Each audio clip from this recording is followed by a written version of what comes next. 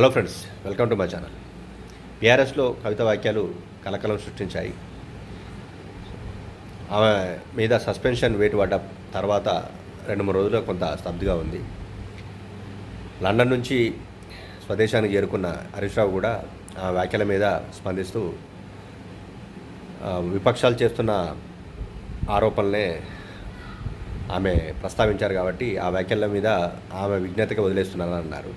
అయితే ఇప్పుడు ఆమె అడుగులు ఎలా ఉండబోతున్నాయి? సొంతంగా పార్టీ పెడతారా, లేదా ఇంకేదైనా కార్యక్రమాలు చేస్తారనే ఒక ఆసక్తి అయితే ఉంది. అయితే ఇప్పుడున్న పరిస్థితుల్లో ఆమె సొంతంగా పార్టీ పెట్టిన ఆమెతోని ఎంతమంది కలిసి వెళ్తారు అనేది ఒక ప్రశ్నార్థకంగా మిగిలింది. ఎందుకంటే ఇప్పుడున్న జాగృతుల్లో కొంతమంది ఆల్రెడీ ఆమెతో విభేదించి బయటకు వచ్చారు.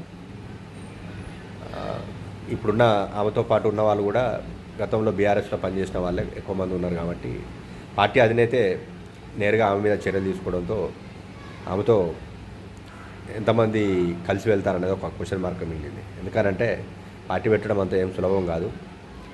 పెట్టినా కానీ ఇంకా ఎన్నికలకు చాలా 3 ఏళ్ల కాలం ఉంది. సో అంశాల వారీగా ప్రభుత్వం మీద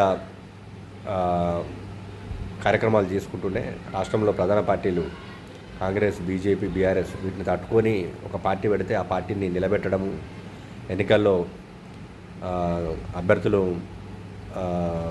తయారు చేయడం, అప్పటి వరకు గెలిపించుకోవడం అనేది కొంత అంత ఈజీ అయ్యే పని కాదు.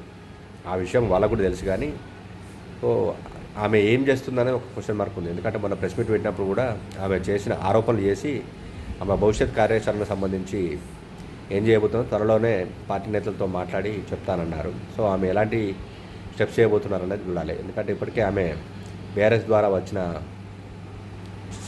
ఎమ్మెల్సీ కూడా ఆమె పదవికి రాజీనామా చేశారు. పార్టీ ప్రాథమిక సభ్యత్వానికి రాజీనామా చేశారు కాబట్టి ఇప్పుడు ఆమెకు పార్టీతో ఎలాంటి సంబంధం లేదనుకోవాలి.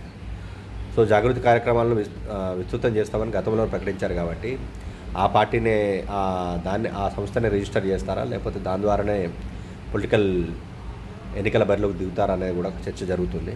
సో ఈ నేపథ్యంలోనే కవిత తదుపరి అడుగులు ఎలా ఉండబోతున్నాయి అనే ఒక చర్చ అయితే ఆసక్తికరంగా మారింది.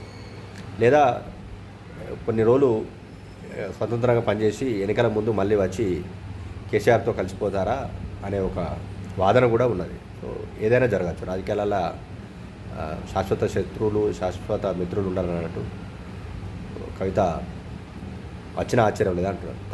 Thanks for watching this.